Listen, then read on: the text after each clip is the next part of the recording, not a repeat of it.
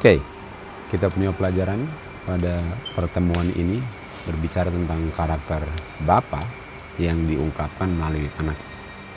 Ada salah satu pengertian yang diajarkan setan dan malaikat-malaikatnya mengenai Bapa, bahwa Bapa itu kejam. Sementara kita tahu Bapa itu love. Jadi sebenarnya setan dengan bilang bahwa Bapa itu kejam, dia sebenarnya project dia punya karakter sendiri. Dan ajaran daripada iblis ini yang misrepresent karakter Bapa ialah Bapa itu waktu punish orang yang berdosa dan hilang, dia punishnya untuk selama-lamanya. Seakan-akan Bapa senang melihat orang hilang itu menderita selama-lamanya di neraka. Dan tentu saja kita akan lihat di Alkitab dan mengizinkan Alkitab untuk mengungkapkan karakter Bapa yang sebenarnya yang sudah diputar balikan oleh setan. Jadi kita ke Wahyu 14 ayat 11 dikatakan bahwa asap akan naik mengepul ke udara forever and ever, untuk selama-lamanya. Dan mereka yang terbakar ini tidak akan mengalami peristirahatan dari mereka dibakarnya siang dan malam. Jadi ayat ini digunakan sebagai bukti bahwa waktu mereka terbakar, nggak pernah mereka istirahat untuk selama-lamanya. Jadi bayangkan kalau ini adalah Injil Kristus, orang mau menurut bukan karena mengasihi Tuhan, tapi mereka mau menurut semua perintah Tuhan karena nggak mau menderita kebakar selama-lamanya. Dan itulah ajaran yang diajarkan setan dan banyak dipercaya oleh banyak denominasi Kristen bahwa orang itu akan kebakar selama-lamanya. Apakah Bapa senang melihat makhluk yang dia ciptakan menderita selama-lamanya? Tentu saja tidak. Tetapi ayat ini diartikan bahwa Bapa membakar orang yang hilang ini untuk selama-lamanya tanpa istirahat dalam punishment mereka. Jadi mari kita buktikan dari Alkitab bahwa ajaran ini bukan ajaran Alkitab. Kita ke Yohanes 14 ayat 2 kita tahu, Tuhan Yesus bilang, di rumah Bapakku banyak istana-istana. Nah kita tahu rumah Bapa itu di surga kan. Dan Tuhan Yesus bilang dia mau pergi ke rumah Bapa, artinya dia akan kembali ke surga. Ayat 3 dikatakan, jikalau aku pergi, aku akan mempersiapkan tempat bagimu, dan aku akan datang kembali dan menerima engkau, agar di mana aku berada, yaitu di rumah Bapa di surga, di situ juga kamu berada dengan aku selalu. Artinya di sini dikatakan bahwa orang-orang yang akan diselamatkan nanti akan berada di surga bersama-sama dengan Tuhan Yesus, dengan Bapa, dan kita tahu di situ juga ada malaikat-malaikatnya. Dan ini akan berlangsung untuk selama-lamanya tentu saja. Jadi di mana orang-orang yang selamat nanti, lokasinya bersama-sama dengan Tuhan Yesus, Bapanya dan malaikat-malaikatnya di surga. Di situ lokasi orang-orang yang diselamatkan. Tapi kita bicara tentang orang yang hilang kan? Tapi ingat saja itu. Ingat waktu Tuhan Yesus digantung di kayu salib. Lalu ada pencuri yang mengatakan kepada Tuhan Yesus, Lord, ingat aku ya waktu engkau datang ke dalam kerajaanmu. Ingat aku. Jangan lupakan aku. Lalu di Lukas 23 ayat 43 Tuhan Yesus jawab apa? Sesungguhnya aku katakan kepadamu hari ini. Nah banyak orang membacanya bahwa hari ini janjinya berlaku. Sementara komanya itu harusnya setelah hari ini. Jadi bukannya bunyi sebagai berikut. Sesungguhnya aku katakan kepadamu, hari ini engkau akan bersamaku di kerajaan Bapakku. Itu salah. Tapi yang Tuhan janjikan ialah, sesungguhnya aku katakan kepadamu hari ini, engkau akan bersamaku di rumah Bapakku. Dan ini adalah pencuri yang selamat. Artinya orang yang selamat akan bersama-sama dengan Tuhan Yesus. Dan karena Tuhan Yesus di rumah Bapaknya, orang yang selamat akan bersama-sama dengan Tuhan Yesus dan Bapaknya bersama semua malaikat-malaikatnya dan semua orang yang selamat di kerajaan Bapa di surga. Itu lokasi orang yang selamat. Jadi orang yang selamat itu dengan Tuhan Yesus, dengan Bapa, dengan malaikat-malaikat berada di surga atau paradise. Sesuai dengan King James punya version kan. Oke, apa hubungannya dengan orang-orang yang hilang, yang terbakar selama-lamanya? Apa hubungannya? Kita baca lagi di Wahyu 14 ayat 11. Dan mereka terbakar untuk selama-lamanya dan mereka nggak ada istirahat siang dan malam atau setiap hari. Itu ayat 11.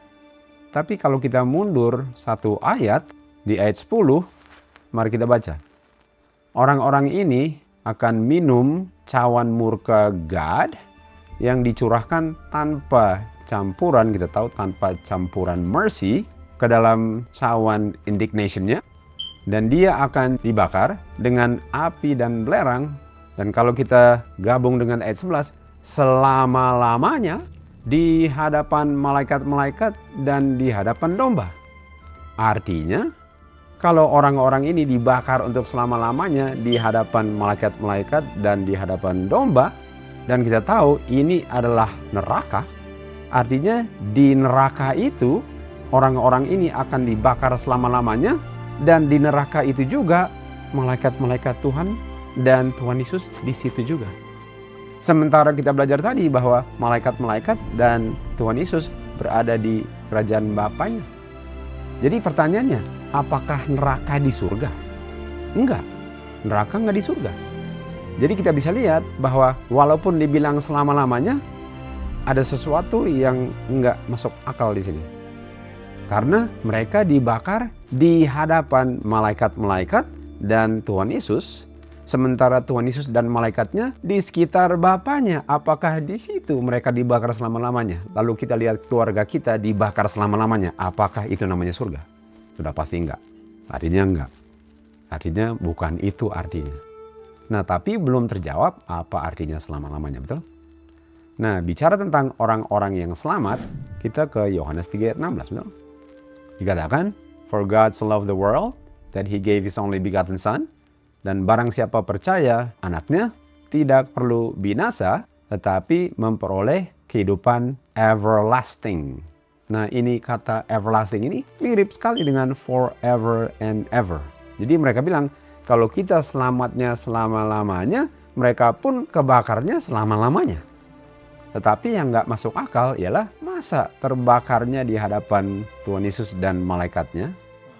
Seakan-akan Tuhan Yesus dengan malaikat-malaikatnya di neraka untuk selama-lamanya. Dan sesuai dengan orang-orang yang diselamatkan yang memperoleh kehidupan kekal ini, di Wahyu 21 dikatakan, dan air mata mereka akan dihapuskan dan tidak akan ada kematian lagi. Artinya untuk hidup kekal, artinya hidup tanpa kematian. Sementara upah dosa adalah kematian tanpa ada kehidupan. Apakah upah dosa hidup selama-lamanya tanpa kematian, dibakar tanpa henti-hentinya? Artinya kalau orang yang selamat itu adalah orang-orang yang hidup selama-lamanya tanpa mati, upah dosa adalah mati tanpa ada kemungkinan hidup di ujungnya. Dan kalau mereka dibakar dan nggak pernah mati, di mana upah dosa? Artinya forever dengan ever beda artinya dengan everlasting. Itu kesimpulannya. Itu logikanya. Harus beda. Karena kalau enggak, upah dosa bukan kematian. Upah dosa ialah hidup selama-lamanya di hadapan Tuhan Yesus dan malaikat-malaikatnya, bedanya menjerit-jerit tanpa henti-hentinya. Apakah itu upah dosa? Tentu saja enggak. Dan kalau upah dosa adalah demikian, apakah Bapa love? Apakah love itu senang lihat orang menderita selama-lamanya? Dan kalau demikian setan bilang, kenapa kamu ciptakan mereka hanya untuk kamu lihat mereka menderita selama-lamanya? Lebih baik nggak pernah diciptakan. Nah, karakter Bapa langsung rusak di tempat itu. Dan kita tahu itu salah. Jadi pertanyaannya, apa artinya selama-lamanya forever yang beda dengan everlasting life? Di buku Samuel dikatakan, Hana, kita tahu kan Hana adalah ibunya siapa? Samuel. Dia bilang kepada suaminya, saya nggak mau ke Shiloh, karena Shiloh adalah dia punya sanctuary waktu itu kan. saya nggak mau ke Shiloh sampai si Samuel ini sudah cerai susu. Dibuin kan. Nah setelah dia cerai susu baru saya mau bawa dia ke temple, ke Nabi Eli, betul? Dan dia akan dihadapkan di hadapan Jehovah dan dia akan berdiam di situ forever. Apakah Samuel masih di Shiloh sekarang? Setahu saya dia udah lama mati. Artinya apakah arti forever itu selama-lamanya? Enggak. Karena Samuel udah mati. Tanya Saul, yang muncul setan bukan Samuel, betul? Di Endor. Artinya kata forever itu bukan selama-lamanya. Artinya Samuel forever-nya sampai mati. Forever artinya sampai mati. Everlasting life artinya nggak ada matinya. Itu bedanya. Beda forever dengan everlasting. Satu ujungnya mati, satu nggak ada ujungnya sehingga nggak pernah ada kematiannya. Jadi di Wahyu 14 ayat 11 waktu dibilang mereka akan terbakar forever and ever, mereka akan terbakar sampai mati. Lalu itulah upah dosanya. Apakah Bapa senang lihat makhluk yang dia ciptakan sesuai dengan image-nya terbakar tanpa henti-hentinya? No, dia ciptakan manusia sesuai dengan image-nya agar dia bisa melihat mereka selama-lamanya tanpa mati, tanpa dosa. Bukan menderita selama-lamanya. Itu Bapa yang kita worship melalui anaknya, betul? Jadi di Yohanes 3 ayat 16 kita lihat lagi bahwa orang-orang yang selamat tidak perish, tidak binasa. Artinya orang-orang yang hilang perish setelah dibakar. Artinya dibakarnya selama-lamanya sampai mati. Itu selama-lamanya. Lalu waktu mati apa? Perish. Di John 3:16. Itu artinya forever. Nah, kalau kita lanjut lagi di 1 Samuel 1:11 dikatakan dia membuat satu perjanjian kepada Tuhan. Dia bilang apa? Sebelum Samuel lahir, Hana membuat perjanjian kepada Tuhan, covenant. Dia bilang, ingatlah aku, janganlah lupakan daku. Kalau engkau memberikan seorang anak bagiku, Hana bilang, saya akan berikan dia kepada the Lord. Berapa lama? All the days of his life. Saya akan mengabdikan anak saya sepanjang umur hidupnya. Artinya dia akan diabdikan sampai dia mati. Artinya forever, artinya sampai dia mati.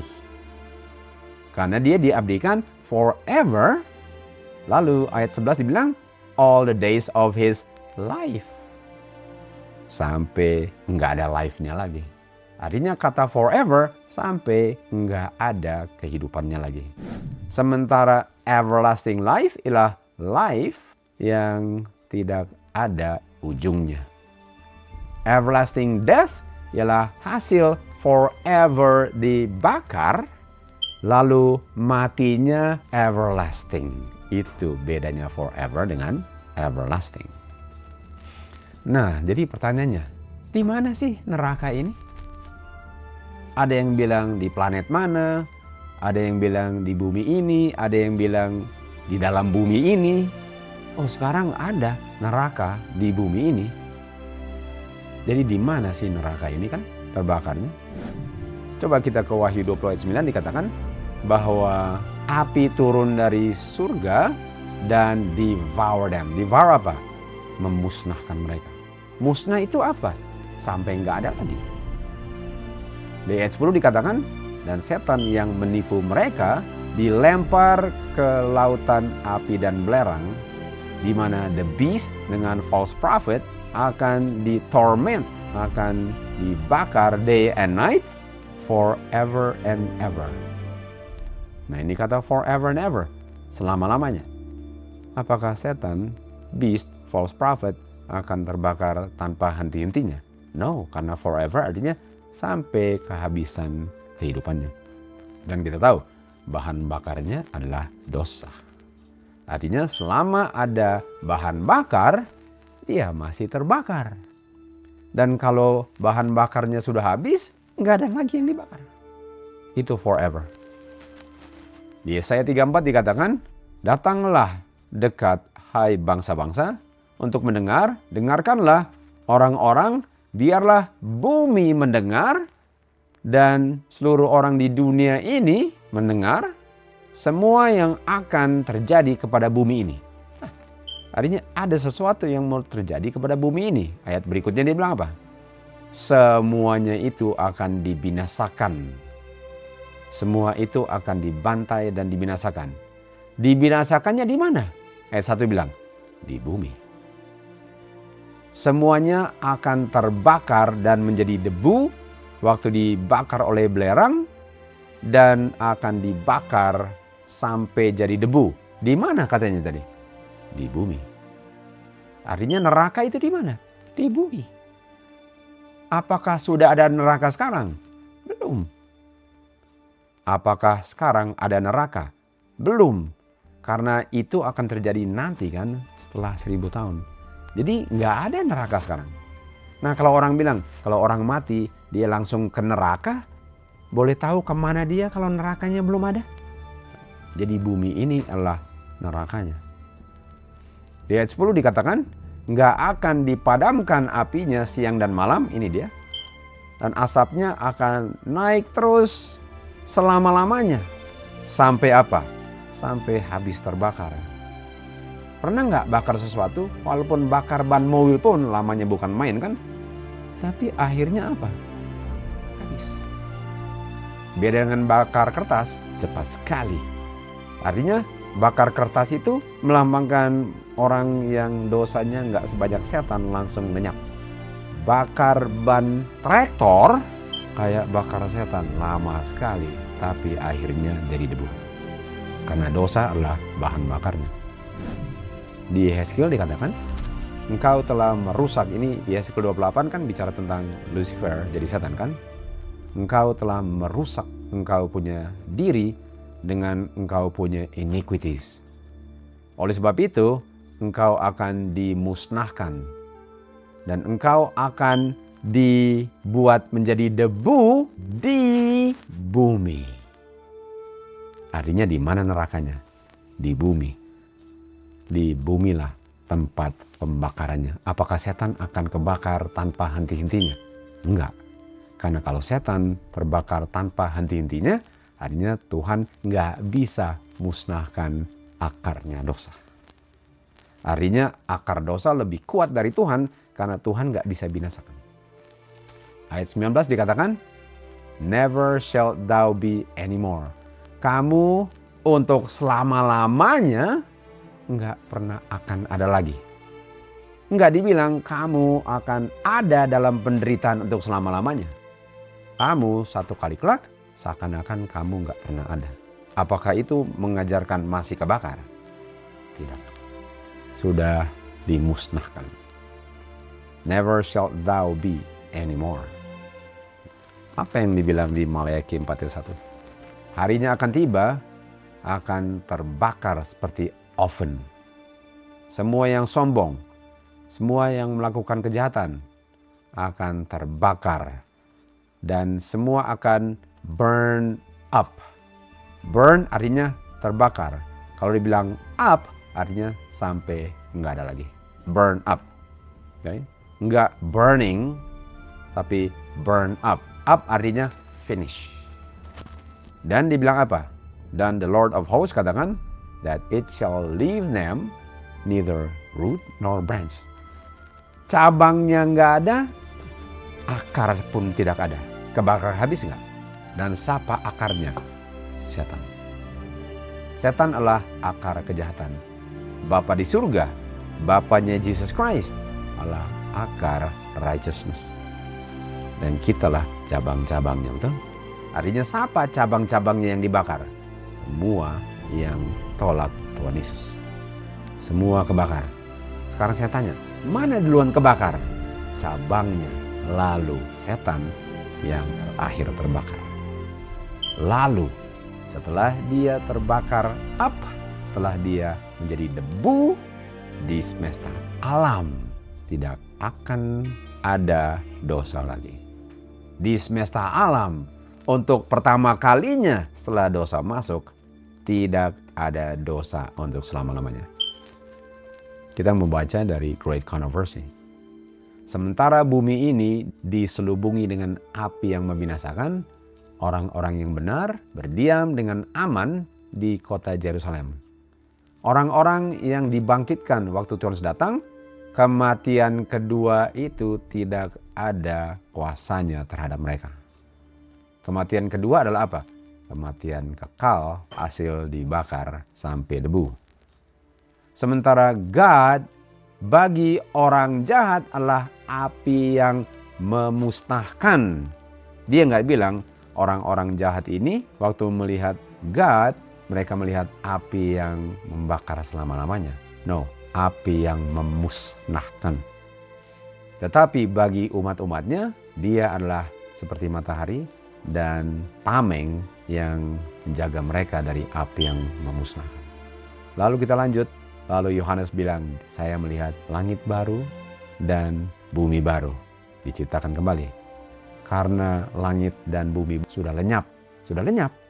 Bukankah lenyap itu semuanya yang perlu dibakar sudah dibakar? Apakah dan saya melihat langit baru dan bumi baru dan setan dan semua orang masih kebakar? Itu namanya lama bukan baru. Api yang memusnahkan orang jahat memurnikan bumi ini. Jadi di saat bumi ini dibakar dan semua akar-akar kejahatan lenyap, muncullah bumi baru. Kira-kira bumi baru masih ada unsur lama? Setiap unsur-unsur kutukan lenyap. Lalu dibilang ini, tidak ada neraka yang terbakar selama-lamanya yang dihadapi umat Tuhan konsekuensi dosa untuk selama-lamanya. Apa enaknya di bumi baru kalau mungkin saya punya orang tua, mungkin saya punya anak, mungkin saya punya teman yang paling dekat. Saya lihat menjerit-jerit untuk selama-lamanya. Bagaimana? Enak kehidupan kekal melihat yang saya kasihi itu menjerit-jerit dan saya nggak bisa bikin apa-apa? Apakah God yang kalian sembah seperti itu? Is that your God? No, itu ajaran setan. Orang-orang jahat menerima upah. Mereka akan menjadi debu. Akan dibakar semuanya, said the Lord of Hosts. Ada yang dengan sekejap lenyap.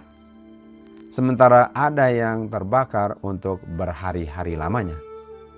Semua akan dipunish sesuai dengan perbuatan-perbuatan yang enggak diserahkan kepada Tuhan Yesus yang dipikul di kayu salib. Setan punya dosa untuk menggoda mereka, itu enggak diampuni. Yang diampuni ialah kita punya dosa untuk mengizinkan diri digoda, itu di kayu salib. Tapi setan punya dosa untuk menggoda saya, ini bukan saya punya, itu setan punya dosa untuk menggoda saya. Diletakkan di setan. Bayangkan berapa banyak dia goda mulai dengan Hawa. Dan berapa kali dia goda setiap manusia. Semua penggodaan setan yang dia gunakan untuk menggoda, tambah dia punya dosa selain itu, dia harus pikul.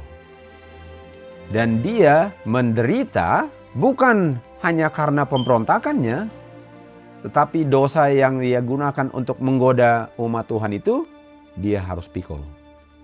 Sehingga dia punya punishment jauh lebih besar daripada mereka yang tertipu. Setelah semua yang lain termasuk malaikat-malaikatnya sudah menjadi debu, dia masih hidup dan menderita karena dosanya belum habis terbakar. Dan api yang membersihkan orang jahat yang akhirnya dibinasakan, akhirnya mendebukan setan akarnya. Barulah bumi ini menjadi bumi yang baru dan langit yang baru. Jadi apakah Tuhan membakar orang jahat untuk selama-lamanya tanpa henti-hentinya? Tidak. Karena kalau kita percaya itu, Kita punya pertobatan karena kita takut dibakar, bukan karena kita love God, yang mana anaknya lah yang menerima upah yang harusnya kita pikul di kayu salib, yang perlu kita lihat dan ingatkan setiap kali kita gather together, termasuk the New Moon Day. Marilah kita give glory and honor to our God, our Father in heaven, melalui Jesus Christ, His only begotten Son. God is love. Dan oleh sebab itu, to God be the glory.